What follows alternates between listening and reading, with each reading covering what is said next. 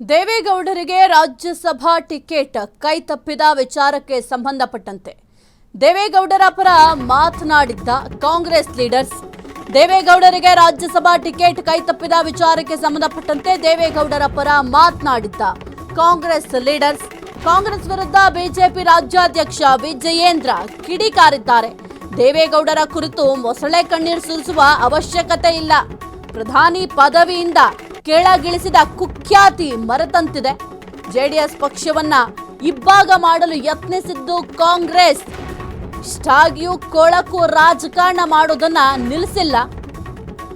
ದೇವೇಗೌಡರ ಕುರಿತು ಕೃತಕ ಕಾಳಜಿ ಮಾತನಾಡ್ತಾ ಇರೋದು ಹಾಸ್ಯಾಸ್ಪದ. ದೇವೇಗೌಡರ ಹೆಸರು ಬಳಸಿ ರಾಜಕಾರಣ ಮಾಡ್ತಾ ಇರೋದು ನಾಚಿಕೆಗೇಡು. ದೇವೇಗೌಡರನ್ನ ಬಿಜೆಪಿ ಅತ್ಯಂತ ಗೌರವದಿಂದ ನಡೆಸಿಕೊಂಡಿದೆ.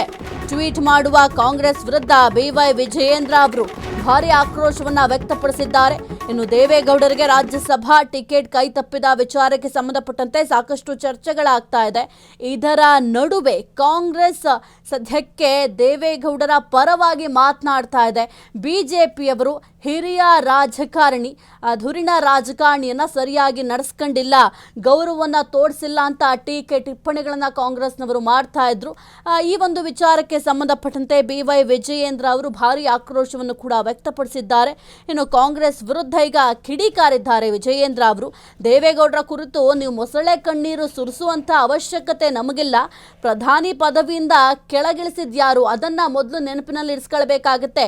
ಕೆಳಗಿಳಿಸಿದ್ದು ಕಾಂಗ್ರೆಸ್ ಎಂಬ ಕುಖ್ಯಾತಿ ಕೂಡ ಇದೆ, ಅದನ್ನ ಯಾವತ್ತೂ ಕೂಡ ಮರಿಬೇಡಿ ಅಂತ ಕೂಡ ಚಾಟಿ ಬೀಸಿದ್ದಾರೆ. ಜೊತೆಗೆ ಜೆಡಿಎಸ್ ಪಕ್ಷವನ್ನ ಇಬ್ಬಾಗ ಮಾಡಲು ಕೂಡ ಯತ್ನ ಮಾಡಿದ್ದು ಕೂಡ ಕಾಂಗ್ರೆಸ್ನವರೇ. ಇಷ್ಟಾಗಿಯೂ ಕೂಡ ಕೊಳಕು ರಾಜಕಾರಣವನ್ನ ಮಾಡ್ತಾ ಇದ್ದಾರೆ. ಇದನ್ನ ಮೊದಲು ನಿಲ್ಲಿಸಬೇಕಾಗತ್ತೆ ಕಾಂಗ್ರೆಸ್. ಈ ಒಂದು ವಿಚಾರದಲ್ಲಿ ಕೊಳಕು ರಾಜಕಾರಣ ಮಾಡುವಂತ ಅವಶ್ಯಕತೆ ಇಲ್ಲ. ಜೊತೆಗೆ ದೇವೇಗೌಡರ ಕುರಿತು ರಾಜಕಾರಣ ಮಾಡ್ತಾ ಇದ್ದಾರೆ, ಅದನ್ನ ಮೊದಲು ನಿಲ್ಲಿಸಿ. ಸುಮ್ಮನೆ ಏನೇನೋ ಸ್ಟೇಟ್ಮೆಂಟ್ಗಳನ್ನ ಕೊಡಬೇಡಿ. ದೇವೇಗೌಡರ ಕುರಿತು ಕೃತಕವಾಗಿ ನೀವು ಏನು ಕಾಳಜಿಯನ್ನ ತೋರಿಸ್ತಾ ಇದ್ದೀರಾ, ಇದು ನಾಚಿಕೆಗೇಡು, ಹಾಸ್ಯಾಸ್ಪದ ಅಂತ ಅನ್ನಿಸ್ತಾ ಇದೆ. ದೇವೇಗೌಡರಿಗೆ ಯಾವ ರೀತಿ ಗೌರವವನ್ನು ಕೊಡಬೇಕು ಅದೆಲ್ಲವನ್ನು ಕೂಡ ನಾವು ಕೊಡ್ತಾ ಇದ್ದೀವಿ.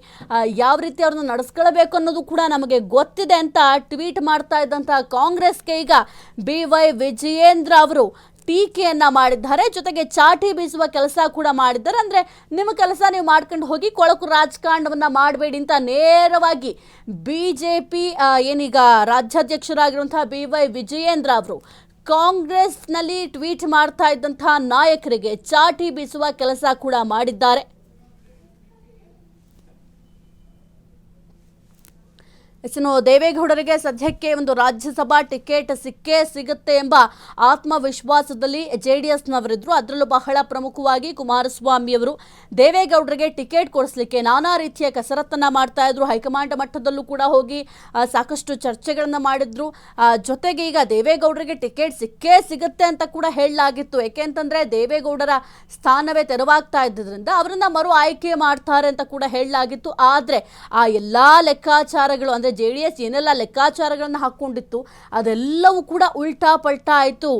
ದೇವೇಗೌಡರಿಗೆ ಟಿಕೆಟ್ ಕೈ ತಪ್ಪಿದೆ. ಈ ಒಂದು ವಿಚಾರಕ್ಕೆ ಸಂಬಂಧಪಟ್ಟಂತೆ ಈಗ ಇದನ್ನೇ ಬಹುದೊಡ್ಡ ಅಸ್ತ್ರವಾಗಿ ಕಾಂಗ್ರೆಸ್ನವರು ಬಳಕೆಯನ್ನ ಮಾಡ್ತಾ ಇದ್ದಾರೆ.